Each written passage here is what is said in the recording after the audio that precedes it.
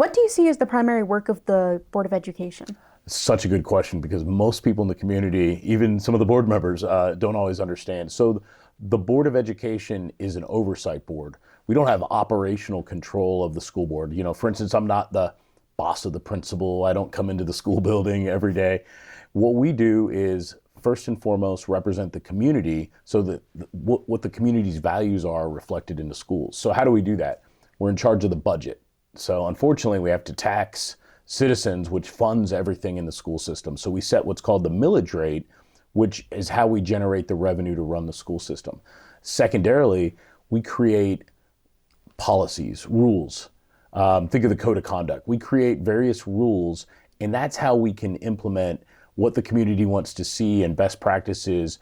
And then the superintendent and then the various principals are actually they run it. Think of the superintendent like the CEO, and think of each principal like a VP in a big company that runs, for instance, Fayette County High School. So the board has oversight over the entire process, but we're supposed to keep our hands out of it and not mess around in the day-to-day. If there's a problem in the day-to-day, we have one person we go to. There's one employee in the county that actually works for the school board, and that's the superintendent. So we're in charge of hiring and firing him or her. And for instance, Dr. Patterson, I was on the team that interviewed him. And beyond that is to be very responsive to the community. And this is more nebulous, but I try to do a lot of like Facebook Lives and videos because not a lot of parents come to school board meetings because it's either at 2 p.m. or at 7 p.m. on a Monday. But I do some Facebook Lives. They can interact and engage, and people they want to get answers. They want to understand things. And in many cases at board meetings, we're not even able to talk to the community. So that's the board. The board is oversight, not operational. All right. And let's see. What are the key priorities for the school board this year, and how do you plan to address the challenges that come with said key priorities? Sure. On an ongoing basis, one of the key priorities is always student achievement, right? It's probably the big ones are student safety, as we would all understand, right? Number one. Student achievement, number two. And if you think about student achievement, it begins at the younger grades. I know we're sitting here in high school and we're talking about next steps and stuff, but a lot of the stuff that affects how students do in middle and high school, it's all foundational. That third grade reading and math, third to fifth grade reading and math are like the biggest indicators of how students are going to do as they go on. It's like you can't do algebra if you don't figure out how to multiply, divide, and do some of the basic, fundamentals. So one of the things that I do from a board level is I'm really watching those numbers, and I'm looking for areas where we're either doing really well, or more often than not, I care more about where we're not doing well. And then how do we help those students? Because if we help them in elementary school and we fix whatever their challenges are or help address them, it's only going to get better. Otherwise, they're gonna feel a lot of frustration, as they get older and things get more advanced. So how do we do that? We look at all the test scores that happen. We hold the principals and the superintendent accountable. We have them present where we are in different areas to us, not only in third to fifth grade scores, but we look at ACT and SAT scores, at the high school level. We look at all the milestone stuff to make sure that the curriculum and stuff we're teaching in Fayette County actually is enriching and allowing our students to excel. Now, it's one of the priorities is always student achievement. The other one, it's unfortunate we have to talk about it so much, but is student safety. Student safety, from the time I got on the board, we've had multiple incidents at other schools around the country, and then more recently here in Georgia, we had the incident in Winder. We collaborate with the sheriff and the police departments. A lot of what we do here, we don't share with the public because we want to keep it secret. We don't want everybody to understand the precautions and stuff we have in place so they could try to work around them. But we spend a lot of time on drills and student safety and technologies and tools to keep our students safe. Because if you're not safe, you're not going to learn, right? It's not going to happen. Student safety is key. I would say a newer priority that's been the last couple of years and we've been making strides on is around student mental health and challenges stress related. So I have a 10th grader and my daughter is stressed about chemistry, candidly. And I'm like, Abigail, let's talk through this. First of all, it's not the end of the world. Let's take a step back. And So student health is a challenge. If you think about the way high schools are set up, there's guidance counselors, but typically most counselors have like 400 plus students for each one of the counselors. And are they really going to be able to help you with all your subjects in college and become like a mental health pro? Probably not. They're not set up to win in that model. So we're working with some pilot programs at various schools in the county that some of them are starting to really work, that I hope to see us grow, that'll address the stress and other mental health concerns that students are feeling in a real way and not just talk at it. So those are the three big ones for this year. Obviously safety, student achievement, and then mental health. All right. And what would you say that a person requires to be a part of the school board in terms of character? A great question. In terms of character, they need to put others above themselves. You hear this phrase a lot, but it's really true with the school board, the whole servant leader idea. So what do I mean by that? You have to be willing to, roll the sleeves up, and it's not about you. It's not about accolades and awards. It's about that unseen work and just helping people. Like on the way in this morning, I was talking to a booster program at one of our high schools that their field's being redone. And as you would imagine, if your sports team's field's all tore up and your field's in your sport's about to start, they're feeling some stress. So I try to be really available to the community. I try to meet them where they are. And where they are is typically not a school board meeting. Outside of students getting honored is usually the only time we see parents at the meetings, or God forbid somebody's, a tribunal or something negative. So we do these meetings. I like to do them on a personal level with Facebook, because I can stream them out on Facebook, YouTube, and other channels where people can just watch, listen, and ask questions. The reality is, serving on the school board, it's about putting the students and the community and the schools above yourself. It's not about money. So in my day job, I run a small business, and we've had a couple good years and things are great. But all day I spend thinking about money and winning, and how do I beat the other guy, whatever it may be, right? How do I win? The cool thing about the school board is it's not about any of that. It's about being a part of something bigger than yourself. As a kid, I used to want to be a history teacher. I always thought, man, it would be great if I could teach like world history or European history. I was really into it, and it just never happened for whatever reason. And so serving on the school board is a chance to kind of make a difference and make sure every kid, every student, right? Everybody has those opportunities, because you see it. We all see it. Certain students have more opportunities than others, whether it's income or location. So one of the things I try to do is, we have resources at the school board. How do I allocate that money to level set? A few years back, we did 1-to-1 on the Chromebooks, and love or hate the Chromebooks. I hear a lot about them. Having them is better than not having them, especially during the pandemic. So things like that, making a difference in students and helping them hit their goals. I don't care if it's college, the military, they want to go out and start a business on their own, they want to open an HVAC company. There are so many ways to be successful. I'm just excited to be a part of those opportunities. So in my mind, that's what being on the school board's about. Yeah. All right. And building upon the student achievement, Sure. What ideas do you have that will help students to succeed in their academics? So let me think of how to answer it. I defer most of the day-to-day achievement stuff to the experts, to the superintendent, to the principals, the subject matter experts. However, I have ideas too, right? Just like all of us. For instance, I started seeing our SAT and ACT scores, and I realized we're pretty good. We're one of the top counties in Georgia. All of our schools, we beat the state average, we beat the national average. Sometimes our schools are in the top 10, top 15. And I said, how do we help all students?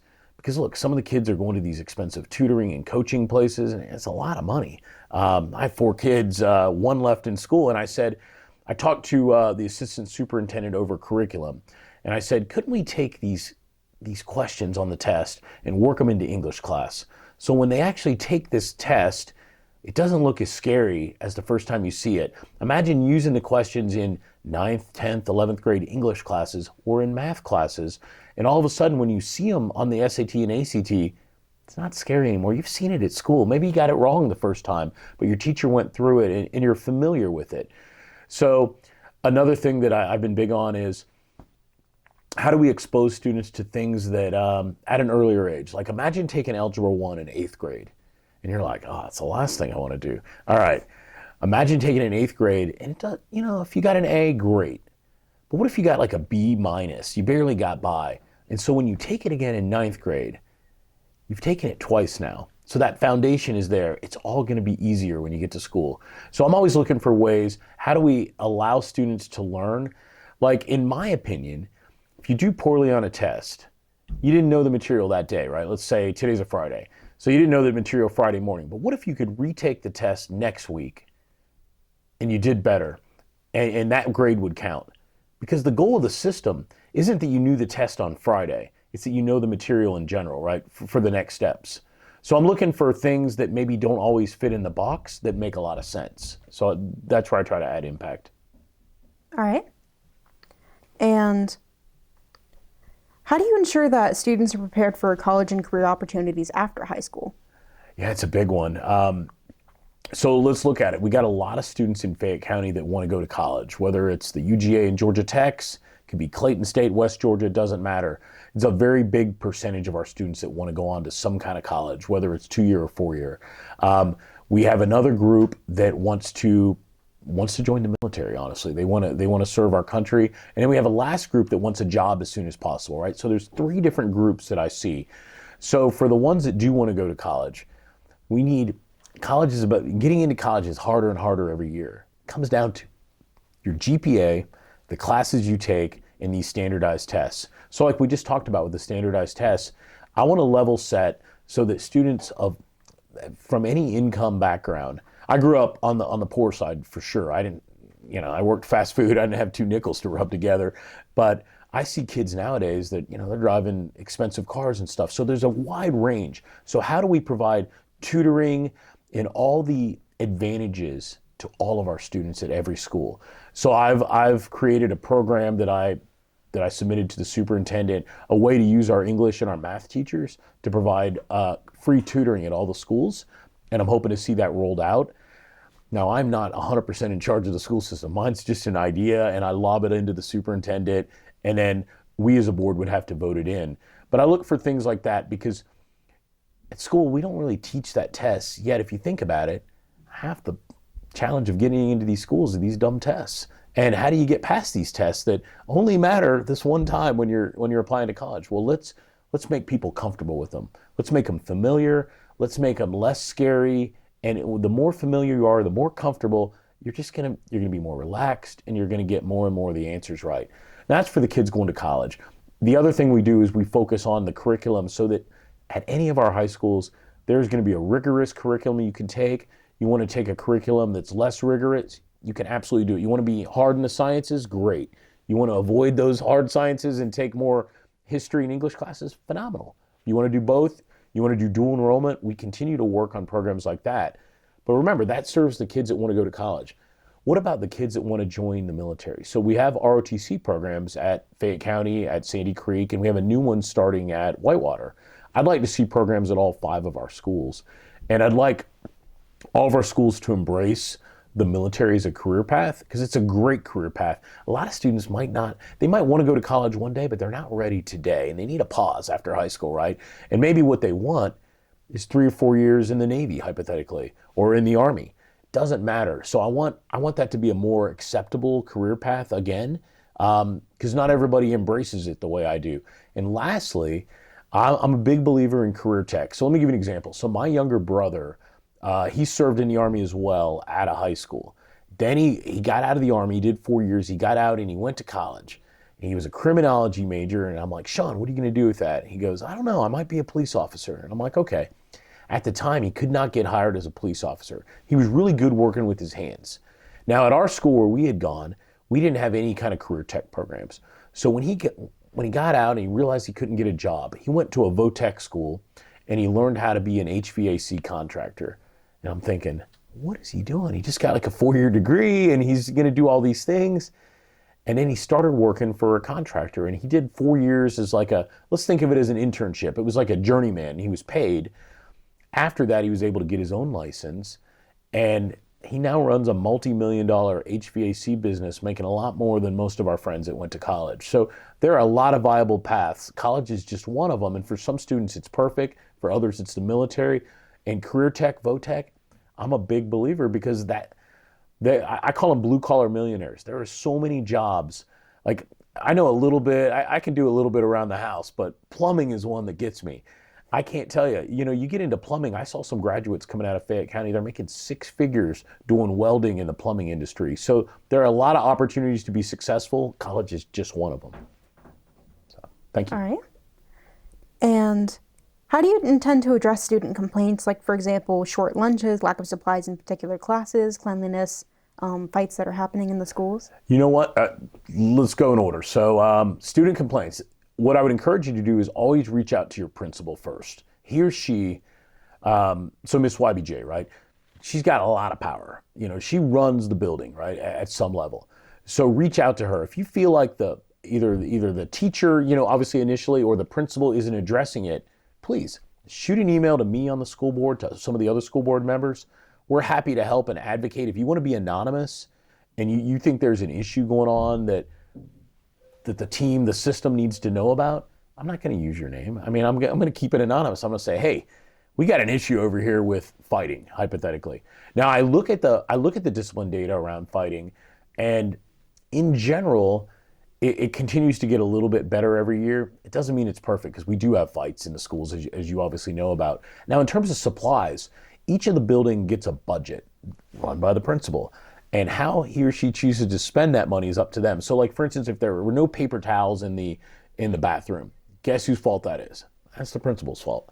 They didn't allocate their resources properly so that their budget allowed them to have those supplies. But if you see things like that happening, reach out to the board. Shoot me an email. I'll leave you anonymous, and I will get you an answer, and I'll help make sure those kind of things are addressed. Let me tell you one that I heard from students about that I'm working to fix. Football equipment. Helmets, the equipment's expensive, right? And if the booster program doesn't have money, how do we level set so that kids they got uniforms, they got helmets for safety, like in the terms of football, band, they have the right instruments. We have money at the board that we can do certain things with. There's different buckets of money and how we can spend it, but we need to know what those complaints are. I don't hear enough from students. Every now and then I get a student at a board meeting and I enjoy talking to him or her. I get very few emails from students. So I would encourage any student that realizes that there's a problem. I don't care if it's fighting, cleanliness, short lunch times. Now, my own 10th grader talks to me about short lunch times. I'm very familiar with this. There's not a lot I can do about this because I've actually brought this up. I'd love to see the lunches maybe 10 minutes longer so that people don't feel like they have to, really go to town on their food. I'm happy to look into it, but scheduling is tough. Trying to get all the classes. At one point, Fayette County had 6 classes. We went to 7 classes, as you know. There's all the teachers, they want as much instructional time as they can. They want to teach you. They want to have you in their classes. Yet you need time. You need time, right, to go to lunch. You need to be able to, breaks between classes for the bathrooms. If you're seeing issues like that, excuse me, it may be unique to your school. It may not be. I'd encourage you to shoot an email in. Let us know about it. I'll advocate for you. I heard from a 4th grade boy at one of our elementary schools, and his complaint was in the men's room in 4th grade, in the elementary school bathrooms, there were no dividers in front of the urinals. And he really wanted dividers put up. So you know what? It took a few months, but I got that guy dividers at the bathroom. And that's a reasonable request. People should feel comfortable when they use the restroom. So we got to know about it though. So I would encourage anybody to reach out. The easiest way, doesn't take any time or sweat from you, is shoot an email to the school board members. They're if you go to the FCBOE site and click on board members, you'll see everybody's picture and name. Click on the email and lob over an email. We're gonna welcome one, the email, and 2, we're gonna do whatever we can to try to help if we can, whether it's calling the principal for you and advocating, or if it's working at the system level with Dr. Patterson and the assistant superintendents. All right. And with teacher shortage being a hot button issue, how would you incentivize new and returning teachers? Yeah, it's tough right now, right? So systems are fighting for teachers, and in certain areas, like we were talking about physics a minute ago, computer science, some of the sciences, some of the tech areas, it's really, really hard to get teachers. And what's happening around the country, and this is a good thing, is teacher salaries are going up. Now, the real challenge for us is we got a bucket of money, and we got to pay for all the teachers, we got to recruit new ones, we got to keep the ones we have, all using the same bucket of money. We got a budget. So our HR team has a goal to retain at least 90% of our staff every year. So 9 out of 10 people. We're going to lose some to retirements. Some are just going to resign. They're done, right? Or some may want to move to a different system. So we have to keep our pay in Fayette County competitive. We don't have to pay the most, but it needs to be competitive so that teachers are valued and they don't say, wow, I want to go to Coweta County, hypothetically. So it's a real issue. We face it all the time. It's one of the things we check in almost every board meeting on is teacher retention. I'm constantly looking for surveys on where our pay ranges range versus our neighbors. For instance, it's hard for Fayette County to compete against a Cobb or a Fulton, but we should be really competitive against a Henry, against a Coweta, in similar counties. So there's no easy answers to that question. It's a good one, but I can tell you we talk about it all the time and we do work on that. Okay. And so in regards to student mental health, Okay. what are some of the programs that you've kind of installed, the things that you've considered? Sure. So let me start with considered. And I hate to say this, but the harsh reality of being on the school board is we need more things than we have money for. I mean, everybody gets it, right? At the end of the day, if we had unlimited money, I would install 8 to 10 more counselors at every school, and I would lower the ratio of students to counselor. Because that's the real fix, right? Imagine a teacher, a typical class has 20, 25 kids, maybe as many as 30, right? Imagine having 500 students you're supposed to serve. It's almost impossible. So we found a program in Forsyth County. I need to credit Scott Hollowell, one of our other board members that actually found the program. And it was working really well. And what it was doing was creating advocates. It was called SAS. And it was creating advocates for students that were having challenges. So imagine a teacher that knew your name. You're having a bad day. You're up till 3 a.m. and you're just tired. You're looking run down. You're depressed. And that teacher goes, Abby, hey, good to see you. High fives as you walk by, right? And it just builds that connection. And it's deeper than that, but it starts with teachers knowing your name, staff members knowing your name, and people treating you as a person, not just as a student in their classroom. So this program's actually had phenomenal success from a mental health standpoint in Forsyth. We have a pilot going on. I think we just finished year 2, and it's working well here. The feedback from the building principals are really good. The feedback from the guidance counselors. I expect to see us expand that. On my wish list was the ability to separate counselors. So we'd have a counselor that does like the college, the next step stuff, and then counselors that actually talked about mental health issues, because we don't really have that. Right now, the counselor wears these hats and they're supposed to be miracle workers doing everything. It's almost impossible. So one of the items that we've talked about at recent meetings is how do we separate the counselor's tasks so we can have people that are focused on mental health and we have other people that are focused on the next step like college. Okay. So what does learning and teaching look like with the advancement of technology? It's a good one. Let's bring AI into the picture, right? So imagine ChatGPT, right? You got to write an essay. You're in 10th grade, 11th grade. Do you write your own essay? Do you have the AI help you? How do we handle that as a system? So when I was a kid, computers were new, right?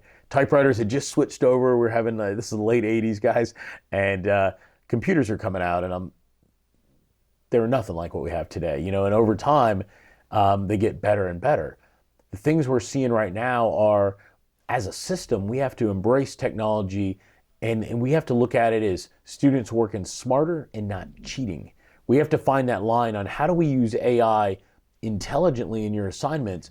Maybe AI helps you in the research end and helps you formulate ideas, but at the end of the day, you own the work. You're responsible for the work. You don't just turn in some raw product out of AI. It's very obvious, one, but it can be a great tool to helping you understand complex topics, helping you, if you have lots of material, helping you kind of organize it. It's really good at steady note cards. Like I dumped a lot of materials in and I said, make me like cheat sheets, little note cards that I can use to study, and it just spits them right out like phenomenally. So we have to, as a system, and no system in Georgia is really there yet. I go to these conferences a lot, and candidly, that's the big challenge with technology right now. It's not the video like we're here in your studio. It's not the programming. It's not even the video games. It is this new technology that's coming that we don't even know what it is. 2 years ago, nobody was talking about ChatGPT. Nobody was talking about AI. And if you think about it, this will be the absolute biggest subject in education over the next 10 years, not only in high school, but in college, even probably down into the lower grades, because these tools will change how our teachers, how they do assignments, because we want students to learn and do their own assignments. Maybe they should use the tooling, but they shouldn't rely on it as as a full replacement. We have to find that medium, and I don't think anybody has the right answer yet, truthfully. All right, and now moving on to the extra questions. Okay. What is your career stand? What is your stance on career tech? Yeah, so I mentioned this one earlier. I'm a big fan of career tech. Listen, at the end of the day, when you get out of school, and let's look at it a couple ways. Let's say you go to college and you get a degree in something, or whatever it may be, and you're trying to stand out on your resume. Guess what? Imagine in high school you did the healthcare pathway, and you were able to go over to Piedmont Fayette, and you spent a year in the shadowing nurses over there. So my daughter did that. She's a freshman in college right now. And you know what? Completely different experience for her getting that hands-on applied training versus somebody that just took a class. And I'm a big believer in classes. Classes are phenomenal, but you can't beat hands-on. And that's true in anything. The work you guys do in your studio. So I own a small business. It's a tax consulting company. We've got a lot of employees. I am always looking for somebody that can help us make videos, help us edit, try to make us look good, all the little things. So if you think about from a video production side, that's a skill that most adults don't have. Vast majority, like 95% plus, do not have.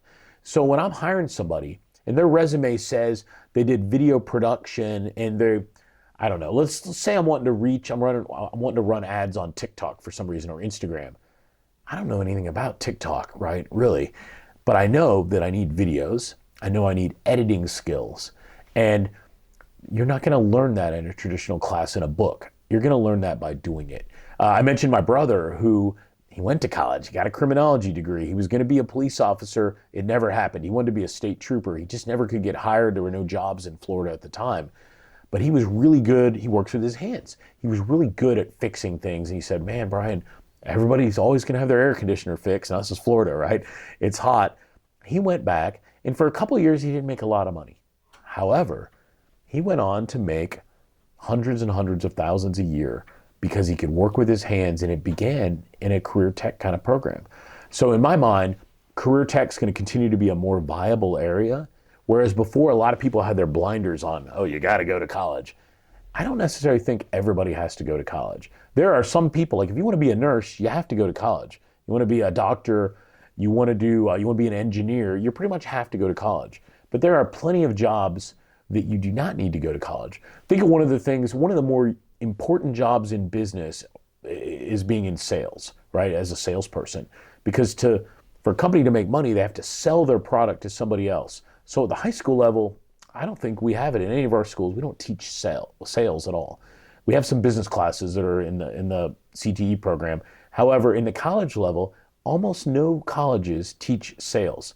Yet what's fascinating is every big company, to make money, they have salespeople that sell other businesses. So where do they learn how to sell? Guess what? There are so many programs like that. My own son is going to a 12-week course on professional selling so that he can learn the fundamentals of being a good salesperson. And those jobs are lucrative.